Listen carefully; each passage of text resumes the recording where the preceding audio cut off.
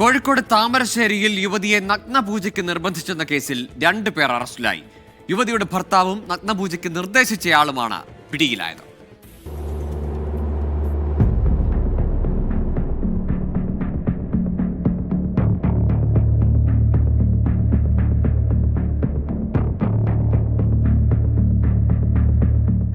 ഏറെ നാളായുള്ള കുടുംബ പ്രശ്നം പരിഹരിക്കാനാണ് പുതുപ്പാടി അടിവാരം സ്വദേശിയായ യുവാവ് അടിവാരം സ്വദേശി PK പ്രകാശന്റെ സഹായം തേടിയത്.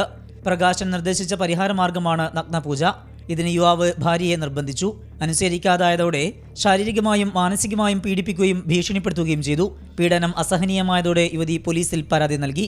നേരത്തെ പലയിടങ്ങളിലും നഗ്നപൂജ നടത്തിയിട്ടുള്ളതായി പ്രകാശൻ പറഞ്ഞെന്ന് യുവതി. ഭർത്താവിൻ്റെ മേത്ത് രക്തരസസ് ഉണ്ട്. അപ്പോൾ ഇത് ഓൻ അറിഞ്ഞാലേ അവിടുന്ന് സമ്മതിക്കില്ല.